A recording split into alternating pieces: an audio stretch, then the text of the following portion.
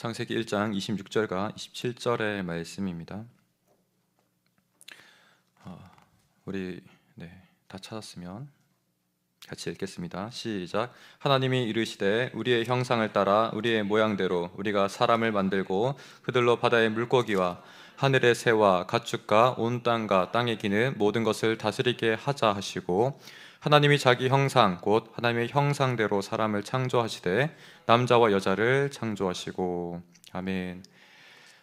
제가 몇 가지 좀 누락한 게 있네요. 이 자리에 새로 오신 분들도 좀 계신 것 같아서 우리 성원교회에 대해서 간략하게 말씀드리면 1부부터 3부까지는 그러니까 오전 7시부터 예배가 있고요. 그 다음에 11시 반까지 이제 3부까지 진행되는데, 그것은 장년부를 위한 좀 예배이고요. 지금 예배는 1시 20분부터 시작해서 청년들 또는 젊은이들을 위한 예배입니다. 청년부는 나이로 조금 구분되는데요. 결혼하지 않는 대상자들을 말씀드릴 수 있고요. 20살부터 26살까지는 청년 1부에 해당되고 27살부터 35살까지는 청년 2부에 해당되긴 합니다. 하지만 때로는 어떤 사람들이 이제 인도했느냐에 따라서 청년 2부와 1부는 조금 유연하게 운영될 예정입니다. 참고해 주시면 좋겠습니다. 잠시 제가 기도하고 말씀 같이 나누도록 하겠습니다. 기도합니다. 참으로 사랑이 많으신 주님, 감사합니다. 이 시간 가운데 온전히 우리 모두가 주님께 집중된 이 시간 되기 원합니다. 하나님, 우리 마음들을 받아 주옵시고 정말 나의 하나님, 나의 영원하신 주님이신 우리 예수님을 온전히 본받는, 온전히 닮아가는 이 시간 되기 원합니다. 하나님, 우리 마음 가운데 주의 마음을 부어 주옵소서. 이 시간 그러한 은혜의 시간 되기 원합니다. 하나님, 역사하여 주옵소서. 예수님의 이름으로 기도드립니다. 아멘. 네, 우리 이 시간 가운데 하나님의 형상이라는 주제로 우리 신앙 베이직 첫 번째 시간으로 조금 나누려고 합니다. 지난 시리즈까지는 부르심의 사람으로 해서 우리 여러 인물들을 다뤘습니다. 참 부르심의 사람들 감당하면서 참 너무 이렇게 분주했던 것 같아요.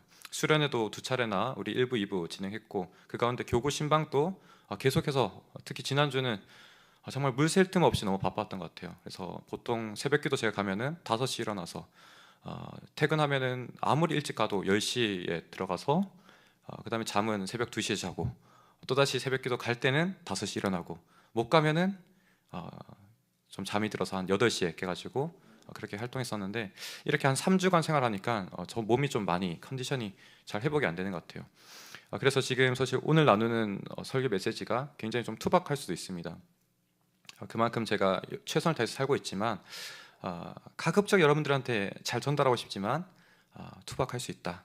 하지만 여러분들도 정말 저의 마음들, 정말 최선을 다했던 이 마음들을 조금 이해하면서 들어주시면 너무 좋을 것 같아요. 그래야지 여러분들에게 유익이 있는 거잖아요, 그죠? 그런 마음으로 좀 전하기 원합니다. 우리가 다음 주부터는 좀 더 훨씬 더 정갈하게 제가 충분히 좀 심을 가지면서 또 말씀을 더욱더 집중하면서 이런 은혜의 말씀들을 나누기 원합니다. 우리 신앙 베이직이라는 것은 가장 중요한 것을 이야기하겠죠, 그죠?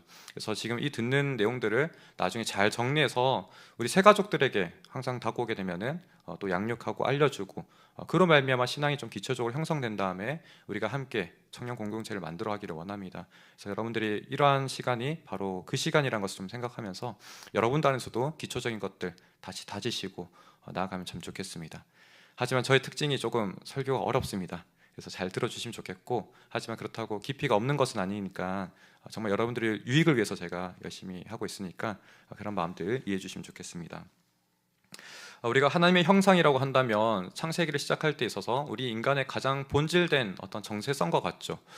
그래서 우리가 지금 빨리 떴는데요, 한번 자막을 한번 볼까요? 시작. 하나님의 형상은 심히 좋은 것이다. 그러니까 하나님께서 우리를 디자인하시고 우리를 만드신 것이 키워드로 딱 딴다면 너희는 하나님의 형상이야. 우리가 또한 사람들을 서로 마주할 때마다 너는 하나님의 형상이야 이렇게 말할 수 있어야 되는 거죠. 또 나 자신을 바라볼 때도 어떻게 바라봐야 되는 거예요? 나는 하나님의 형상이야 이렇게 바라봐야 된다는 거죠. 그러니까 하나님께서 우리를 창조하셨다는 의미 가운데서 이 하나님의 형상을 어떻게 이해하느냐에 따라서 우리 자신에 대한 이해, 그리고 다른 타인에 대한 이해가 굉장히 달라질 수 있다는 거죠. 우리는 한편으로는 여러 세상을 살아가는데 다양한 목소리가 들려옵니다. 그건 우리가 분별력이 참 중요하다고 이야기하는데, 그 분별은 어디서 오는 거예요? 성경을 기준으로 늘 오는 거죠. 이 성경이 참된 진리니까 이 성경을 기준으로 우리가 생각해야 되는 거예요. 그럴 때 성경은 너희를 창조했는데 그 기준은 바로 하나님의 형상이라는 거예요. 그러니까 우리가 우리 자신을 생각할 때 바로 여기서부터 출발해야 되는 거예요. 다른 것에서 출발하는 게 아니라 바로 하나님의 형상에서부터 우리의 가장 베이직한 부분이 출발된다는 것이죠. 그럴 때 첫 번째 이 말씀 가운데 우리가 중요하게 생각해야 될 것이 뭐예요? 하나님의 형상은 심히 좋은 것이라는 거예요. 여러분 창세기 1장 31절의 말씀을 보게 되면 어떻게 말씀하시냐면 제가 읽어드리겠습니다. 하나님이 지으신 그 모든 것을 보시기에 심히 좋았더라, 이렇게 말씀하시는 거예요. 그러니까 하나님 모든 창조물을 다 창조하셨지만 이거 굉장히 질서 있게 지으셨거든요. 예를 들면 처음에는 빛이 있으라 하셨고, 그 다음에는 하나님께서 물을 이렇게 갈라내세요. 그리고 땅을 드러내시고 하늘을 만드세요. 여기서 가장 중요한 키워드가 뭐냐면 물, 땅, 하늘이에요. 이게 전제돼야지 생물들이 뭔가 시작될 수 있는 거죠. 그래서 식물들도 그 다음에 생겨나고, 그 다음에 하늘의 새와 바다의 물고기들, 땅에 기어다니는 여러 가지 들짐승들, 이런 거 다 만든 다음에 그 다음에 사람을 만드시는 거예요. 그러니까 굉장히 질서정연하게 하신 다음에 맨 마지막에 가장 중요한 사람들을 만드신 다음에 창조의 엔딩을 끝내시는 거죠. 그랬을 때 심히 좋으셨다라고 이야기하시는데, 이 사람 또한 하나님 가장 창조의 핵심적인 존재이고, 이걸 평가함에 있어서 뭐라고요? 심히 좋으셨다라는 거예요. 여러분, 하나님이 그토록 전능하시고 완전하신 분이 우리를 지으셨어요. 그런데 그분의 평가 또한 어때요? 불완전한가요? 아니면 완전한가요? 완전한 거죠. 온전한 거죠. 심히 좋으셨다라고 평가하고 계시는 거예요.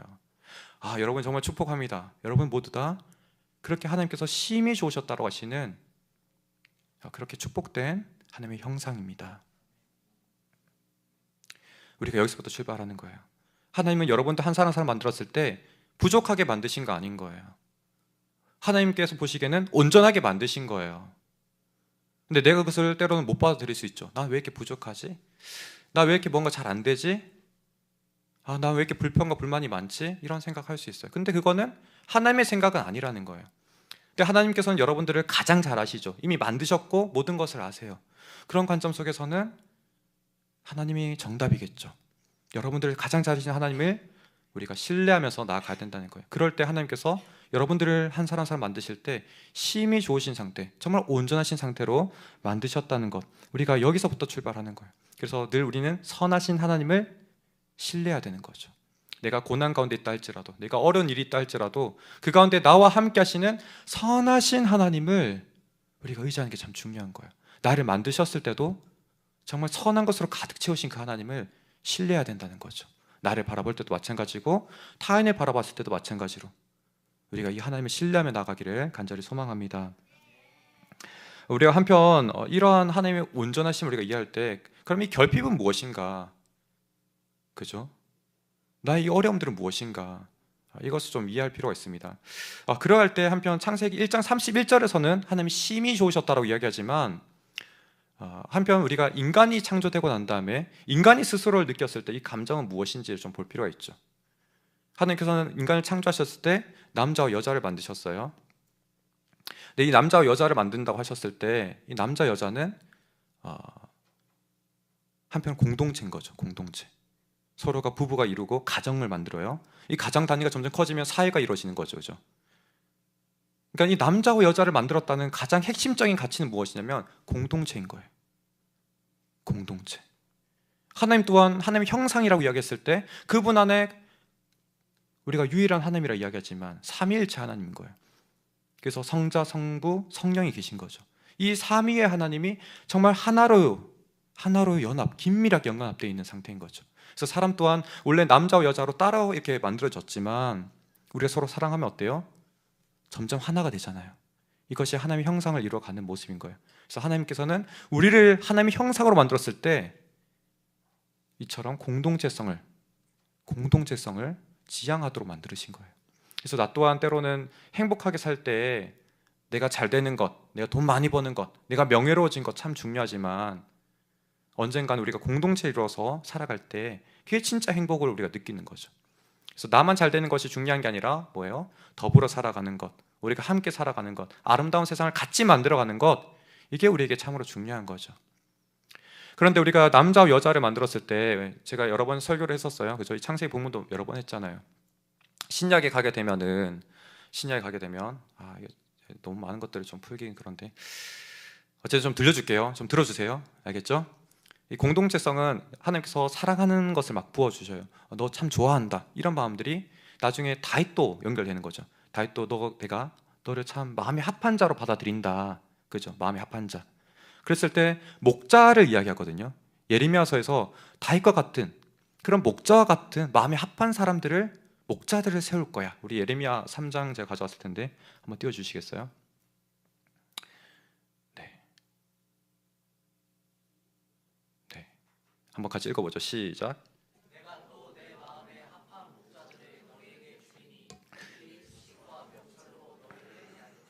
네, 감사합니다. 우리가 다윗을 왕으로 평가하는데 세상의 왕은 다 군림하는 거예요. 다 지배하는 거예요. 하지만 하나님께서 세우신 왕은 좀 다른 거죠. 목자의 개념인 거예요. 이 공동체를 풍성하게 하고 공동체 안에 있는 생명을 풍성하게 하는 거죠. 그와 같은 관념이 바로 목자입니다. 이 다윗이 이랬다면 예수님 또한 마찬가지인 거예요. 예수님 또한 하나님께서 내가 사랑하는 자, 내가 기뻐하는 자다라고 이야기하시면서 처음에 세례를 받으시면서 성령이 임하잖아요, 그렇죠? 그로부터 왕적인 사역들을 감당해 나가시는 거예요. 공동체를 만든 사역들을 시작해 나가시는 거죠. 이 사역의 절정을 이루신 게 뭐예요? 십자가에 달려 죽으시는 거죠. 그리고 이 죽으심으로 말미암아 성부께서는 어떤 것을 만들어내세요? 이 성자로부터 교회를 만드시는 거죠. 그래서 예수님은 신랑이 되시고 교회는 뭐예요? 신부가 되는 거예요. 지금 창세기 또한 하나님께서 아담을 만드셨어요. 아담의 갈비뼈를 취해서 뭐를 만들어요? 하와를 만드는 거죠.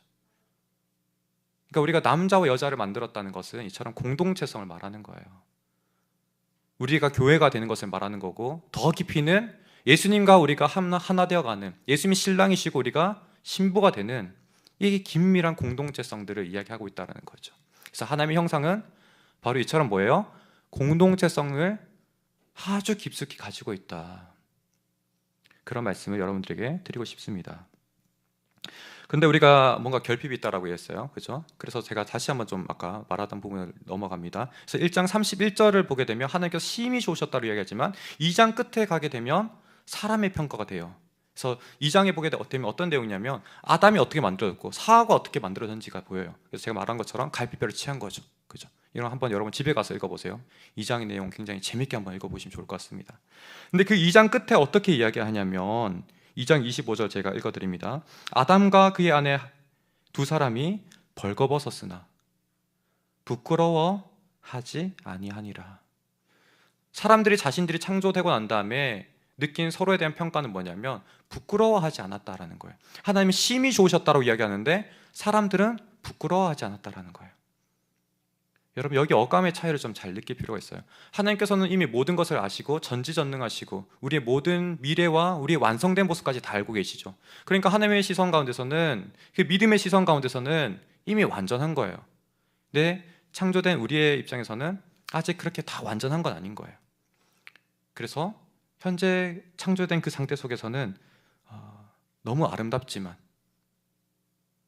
더 이상 뭐 빼거나 더할 게 특별히 안 보이지만 지금 이렇게 평가되고 있는 거예요. 부끄러워하지 아니하였다. 그래서 우리가 다시 한번 오늘 본문을 한번 같이 읽어보도록 하죠. 그래서 우리가 두 번째 대지를 좀 나눠야 되는데 본문을 읽고 대지를 나눌게요.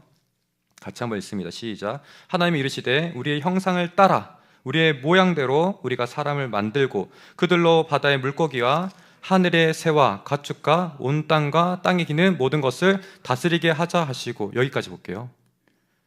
여러분 하나님께서 우리를 형상으로 만드셨는데 그 형상이 어쩌고 이렇게 설명하는 게 아니라 뭔가 명령을 주세요. 맞나요?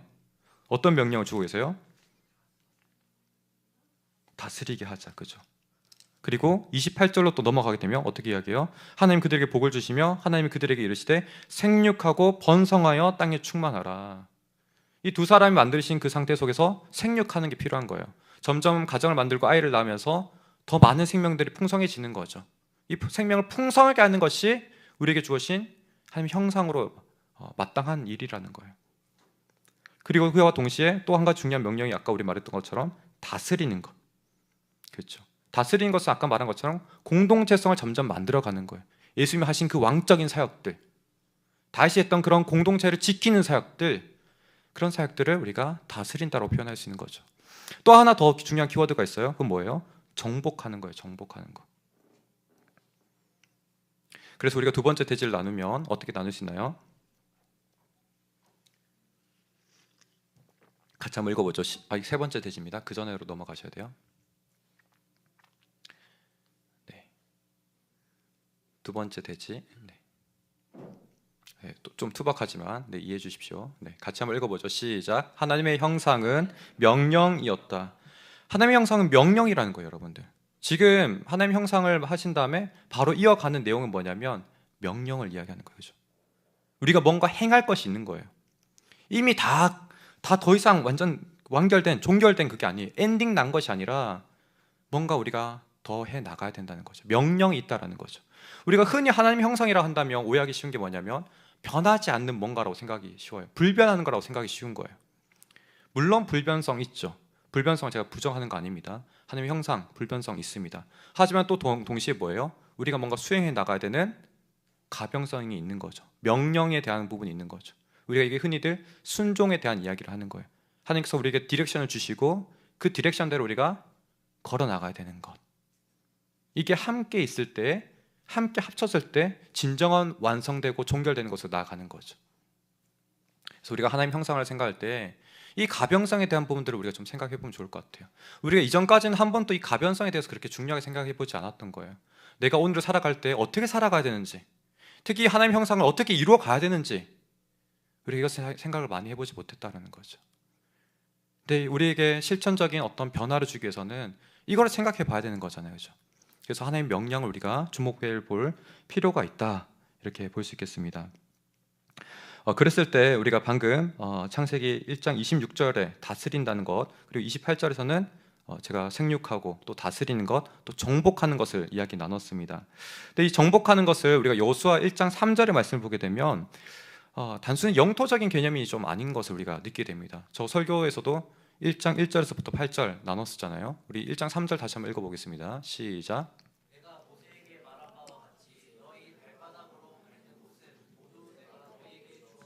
네, 지금 우리가 정복한다는 것을 원어적으로 봐도 밟는다는 의미를 가지고 있어요. 지금 여호수아 1장 3절에서도 완전 동일한 단어는 아니지만 또 동일하게 밟는다는 의미, 그 뉘앙스를 유사하게 가지고 있는 거죠. 근데 우리가 너무나 잘 알다시피 여호수아에서 이야기했던 것이 땅을 밟아요. 근데 그냥 밟는 게 아니잖아요. 하나님 말씀 그대로 우리가 순종하며 밟는 거였잖아요. 그죠? 근데 그 땅의 영토의 한계는 이스라엘 그 실제적인 지도의 모양과 같았던 거죠. 우리가 한편 신약으로 한번 가봅시다. 가서 우리 마태복음 11장 12절 말씀 같이 읽겠습니다. 시작.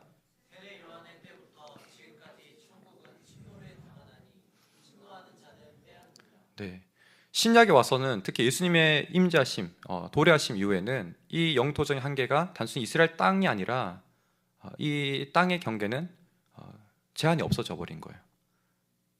이제는 영적인 의미가 훨씬 더 중요해진 거죠. 가령 이런 거예요. 우리가 오늘날 살아가는 가운데서는 하나님께서는 이스라엘 시대에는 영토적인 어떤 한계를 두셨지만 오늘날 우리가 살아가는 시대 속에서는 전 세계 가운데 우리가 어디를 살아가든지 내가 하나님 말씀을 순종하고 말씀을 잘 이해한 가운데서 이 말씀을 순종한다면 그 모든 밟는 땅들이 뭐예요? 여호수아에게 주신 말씀과 같이 그것이 우리가 마치 천국을 침노한 것과 똑같다는 거예요. 근데 여기가 물질과 영적 영역이 같이 겹쳐 있는 거예요, 여러분들. 우리가 그냥 우리 힘으로 이 땅을 살아가면 어떻게 돼요? 그냥 우리가 이 땅을 정복하는 게 될 수 있어요. 그러면 우리가 물질적 영역에서 만족하고 끝나는 거죠. 근데 우리가 여기서 죽으면 어떻게 돼요? 저 하늘과 연결돼야 안 돼요? 안 되는 거죠. 그래서 이 땅에서 우리가 아무리 열심히 산다 할지라도 하나님과 연결되고 저 영원한 하늘과 연결되지 않는다면 인생이 허무한 거죠. 근데 우리는 그렇게 되면 안 되겠죠, 그렇죠? 근데 우리가 이 땅을 밟아서 살아가는 가운데서 하나님과 연결되는 게 참 중요한 거죠. 근데 이것이 동일하게 여호수아 관점처럼 우리가 말씀을 잘 알고 말씀을 이해한 대로 말씀 그대로 우리가 순종해 나갈 때 우리가 이 땅을 밟아서 정복해 나가요. 하지만 동시에 이것이 영원한 하늘로 연결되는 거죠. 이것이 바로 우리가 아까 읽었던 11장 12절의 말씀 같은 거예요. 천국은 마치 침노한 것과 동일하다. 단순히 영토적인 개념이 아닌 거죠. 우리가 창세기에서 이야기했던 땅을 정복하라는 그 의미가 여호수아에서 조금 더 선명해지고 신약 가운데서는 아주 분명해지는 거죠. 우리가 어떻게 살아야 되는지 여기서 디렉션을 분명하게 주고 있는 거죠. 근데 우리가 이렇게 살지 않는다. 그러면 우리는 그냥 이 땅에 만족한 삶으로 끝날 수 있는 거예요. 너무나 무서운 말이고 너무나 우리가 깨어나야 되는 경고의 말씀과 같은 거죠. 그래서 제가 여러분들한테 계속 강조하는 거예요. 우리 묵상해야 된다. 같이 큐티해야 된다. 그죠? 그래서 말씀을 읽을 때 기도하면서 계속 하라고 이야기하잖아요. 그죠? 저는 말씀과 기도를 계속 같이 붙여서 하자고 이야기하는 거예요. 그죠? 우리 교회도 마찬가지예요. 십자가의 복음과 뭐예요? 성령의 능력. 그죠? 교회 방향성과도 사실 그다지 다르지 않는 거예요. 담임 목사님이 이해하시는 십자가 복음은 뭐냐면 성경 말씀의 진리인 거예요. 우리가 옳은 길을 이야기하고 있는 그 방향성인 거죠. 그와 동시에 성령의 능력은 뭐예요? 하나님께 기도하면서 하나님의 도움을 간구하는 거죠. 정말 하나님께서 하셔야 된다는 것을 이야기하는 거죠. 이 두 가지를 같이 합치면서 하는 것이 뭐라고 제가 이야기했어요? 묵상이라 한 거잖아요.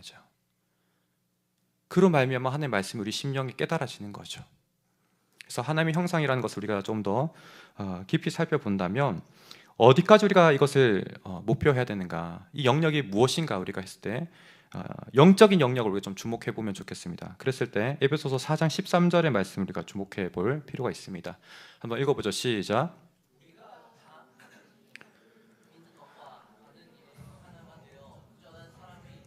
그리스도의 장성한 분량이 충만한 데까지 이르리니. 그러니까 우리가 차지할 그 영토적인 개념은 이제 사실은 그리스도의 장성한 분량으로 사실 대처되었다라고 해도 무방한 거예요.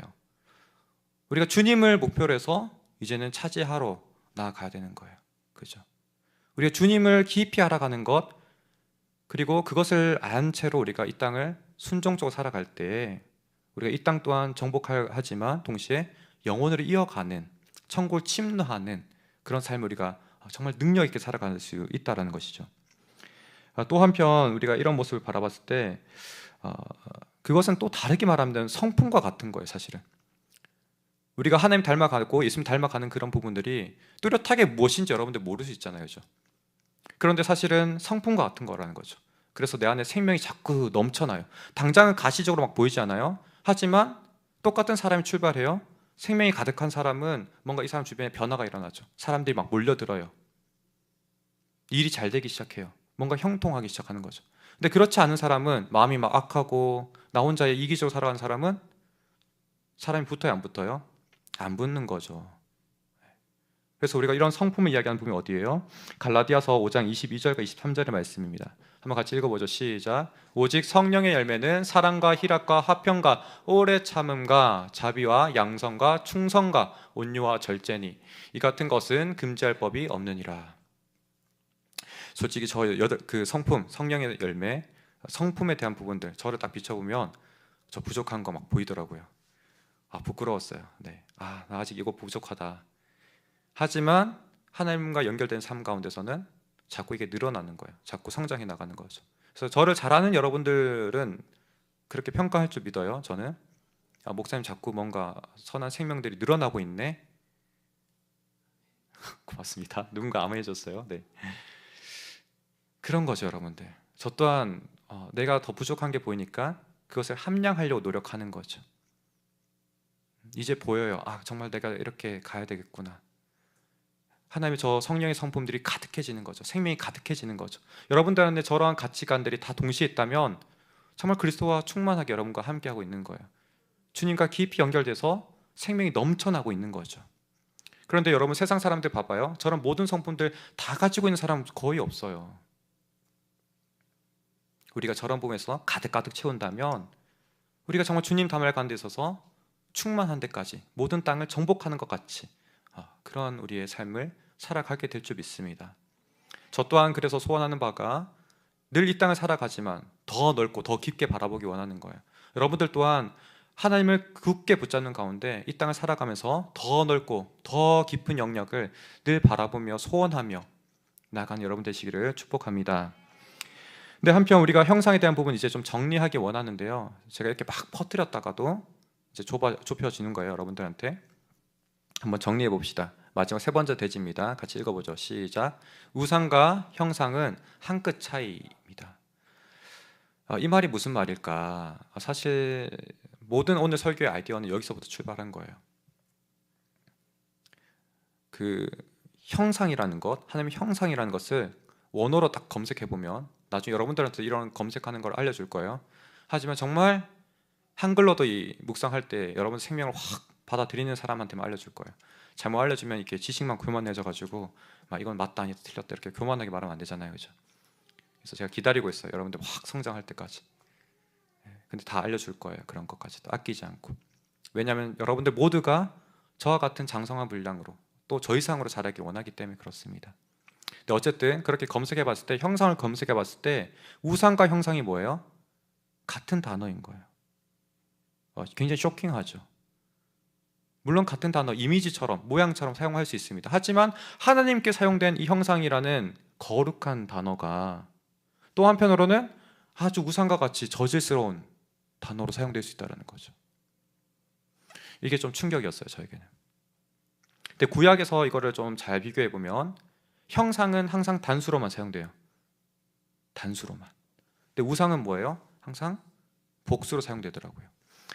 이 형상에 뭔가를 더하면, 진짜 온전한 형상에 뭔가 더해서 덧붙여 놓는다면 이게 우상이 돼버린 거예요. 가령 우리가 하나님을 신뢰해요. 하지만 재물도 하나님만큼 붙여놔요. 이러면 우상이 되는 거죠. 뭔가 내 안에 있는 탐욕과 욕심을 여기 덧붙여요. 우상이 돼버리는 거죠. 그래서 우리가 이 우상이라는 것 다 100% 나쁘다고 생각하기 쉬워요. 근데 그게 아니라는 거죠. 그 안에 선한 게 분명히 있을 수 있어요. 근데 나쁜 것을 여기에 덧붙이면 어떻게 되는 거예요? 끔찍한 게 돼버리는 거죠. 여러분, 그 패션 오브 크라이스트 가운데서 아기 얼굴이 막 등장했어요. 2부 청년들 너무 잘 알죠. 근데 그 아기 얼굴이 막 자글자글 막 노인 얼굴처럼 구겨져 있어요. 그러면 그것이 아름답습니까? 안 아름답습니까? 징그러운 거죠. 그와 같은 거예요. 아무리 좋은 것이 있다 할지라도 여기에 그릇된 게 더해져 버리면 흉측한 게 돼버리는 거예요. 그게 바로 우상과 같다라는 거예요. 여러분, 이렇게 우리가 생각해 보면 한 끗 차이야, 한 끗 차이가 아니에요. 한 끗 차이인 거예요. 그래서 우리가 늘 하나님의 형상, 그것은 다름 아닌 말씀의 길을 정확하게 따라가는 거예요. 이 말씀의 길을 우리가 벗어나기 시작하면 내 안에 탐욕들이 작용하기 시작하고 그 탐욕이 나도 모르게 투영되는 거죠, 형상에. 그럼 내가 우상을 만들어내기 시작하는 거거든요. 이스라엘 백성들이 항상 그랬어요. 특히 부유할 때, 부유를 추구해 나갈 때, 가나안 땅에 정착했을 때 그때 형상들을 만들기 시작하는 거예요. 우상들이 막 넘쳐나기 시작해요. 왕의 권력이 강해지면 강해질수록 넘쳐나기 시작하는 거예요. 우리 민수기 33장 52절 말씀 한번 간단하게 보도록 합시다. 자, 읽겠습니다. 시작. 그 땅에 너희 앞에서 다 몰아내고